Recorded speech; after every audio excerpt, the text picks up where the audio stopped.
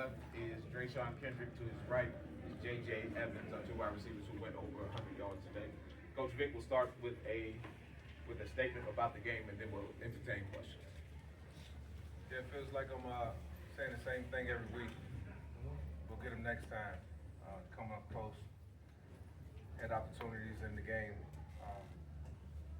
I feel like we played together, but obviously you got to play 4 quarters of football, and you got to limit the mistakes. It's the team that makes the least amount of mistakes that's going to come out victorious majority of the time. And once again, it wasn't us. Sitting in the position that we're in, the only thing we could do is look forward to the last couple games, the next game, and finishing our season strong. Out of contention, to win the MEAC for sure, but we'll keep fighting. Coach, what has this whole week been like leading into this game tonight? It was a short week for us, so it was a quick turnaround. I'm proud of DeSean and JJ. Proud of our team for pulling it together, staying together, having to travel 6 hours by bus to get here to make sure that we did everything that we was obligated to do. So I commend my guys for the effort. They played hard. They played with heart, and everything they did was intentional. So, like I say, I'm proud of it. DeSean and JJ both were going over 100 yards. That is a good football team that we face to take nothing away from them. They do a great job in all facets of the game, all 3 phases. And so, we was in the game. I feel like the block punt, really gave them some momentum. Other than that, we was going back and forth. What did that final moment mean with you and DeSean at midfield? And also, what does it mean that the two of you are helping, carry or uplift the HBCU here? Yeah, I think what we're doing is great for the culture. Obviously, having a chance to work with guys like JJ, guys like DeSean, guys in that locker room, being a part of the HBCU culture, has been extremely cool. I look forward to better days, my job as a coach is to uplift this program, to win games, and put these guys in the best position possible. But to be able to identify with everything that's happening within the HBCU realm is really cool and definitely a part of my life that I'll never forget. And with DeSean after the game. You guys Oh yeah, it was just a real moment. Like, I watched coaches, shake hands at midfield after games, and this time it was me and one of my best friends. You know what I'm saying? And one of my best friends is a teammate. I never thought I'd be looking across the field, watching him coach, and I know vice versa for him. So it was just a really cool moment, surreal moment. You just never know what life gonna put in front of you, man. And, I take it all in stride. I'm very appreciative and thankful for the position, even though it might be a disposition in terms of our record. Like I said, better days ahead, and I look forward to playing those guys again next year. Coach, thinking about that, you guys were once teammates, and now you guys are playing against each other. What's something about DeSean Jackson as a person that you saw on that sideline today? Yeah, well, he certainly knows what he's doing over there. I think, you got a great support cast. It allows you to make decisions with confidence, and, it wasn't a misstep, in any facet. As coaches, we trying to see, what advantage we can gain on the opposition at all times. And so, they was on top of it. They was on top of it. They didn't reach. They didn't try too hard to make things happen. They let the game come to them, and the same thing we did.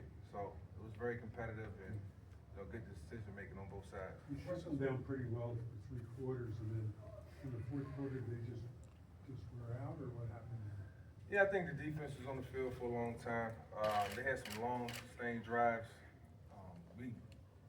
I think in the third quarter we had an opportunity to get off the field 3 times. I think we gave up a big play. I think it was 2 penalties that negated us getting off the field. So you can't have those. I think, time of possession probably was equal on both sides. But, they probably wore down a little bit, and, at some point, it may be a lapse in judgment. These guys aren't perfect. They just go out and play with, a lot of, intensity and give it their all. So, we always preach 4 quarters of football, and whoever make the least amount of mistakes is going to win, and that was evident tonight. We just made a couple, and a little bit more than them. JJ, take us through that 70-yard touchdown reception. As a receiver, we work on those passes at practice, but as a receiver, you never know when your moment's going to come, so you just got to try to capitalize every opportunity you get, and that's what I did. This question's for the players. Can y'all talk about this moment when you stepped out on the field? What was that like for you, just being able to play in the Philadelphia Eagles team? Yeah, I'm actually an Eagles fan, so this was kind of perfect for me. And I was just wanted to take in the moment and just be where my feet are. Just don't even think about anything else. Just go play my game. And it didn't happen how we wanted it to, but I feel like we gave our effort, and that's all you can ask for at the end of the day. Coach, it being your first year here at Norfolk, are there any previous coaches that you have had that you've looked to for advice or have been talking to you after games, just giving you some feedback to go forward with this team? Yeah, a lot of my coaches have been pouring into me, just telling me to keep my head up, keep fighting, fight on. Most recently, Coach Beamer reached out this past week, just saying keep fighting, keep your head up. And I know tough times don't last, but tough people do. And this is a part of my growth process. Did I ever think that we would be sitting at 1-8? No. Our team is too good, too talented. But it's also a learning experience in terms of things that have to happen in the beginning and all the way throughout. So I take full responsibility as the head coach, and like I said, look forward to the better days that are ahead, because I can see it. Even in defeat, there's always lessons learned about how much like a great game today. Going over 300 yards, 3 touchdowns. Can you just talk about his leadership and how he has leadership throughout the season? Yeah, Otto stepped this game up tremendously. We put the ball in his hands and we let him rock with it. But he threw for 311 yards. It probably could have been 371 yards. We can definitely look at the tape and see some things that he probably missed, some things that he could have done better. But that's just me as a quarterback chasing perfection. It don't surprise me that we put up these type of numbers. These 2 guys to pass the ball to, and a lot of offensive weapons. But we still have to have more of a consistent rhythm, I think, in these final 3 games to pull them out. So proud of him and the way he's played, but it's certainly a lot more that could have been done. But you can't argue with 311 yards and 3 touchdowns. 2 more questions. Do you want to make this? What kind of an adjustment as a coach you had? You've been a great player, control things along. You still show highlights of that Giants comeback. But now that you're a coach, you can't really control it physically like you want to. Yeah, everything for me is about decision making, and whether it's in special teams, whether it's defensively, whether it's offensively, I got to make those decisions and make them with precision. Am I always going to be right? No. But I'll make sure that I'm 95% right. Being in the position that I'm in. So yeah, man, it's times that I want to gamble. It's times that I want to go for it on 4th down. It's times that I want to try a fake punt or try a fake field goal. But I can't give games away.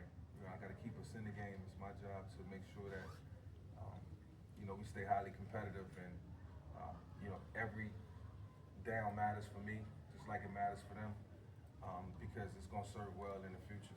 Considering the way you first arrived in Philadelphia to now, can you put that in any kind of perspective? Going back to Yeah, man, just 12 years ago, I was a player, you know, here in Philadelphia.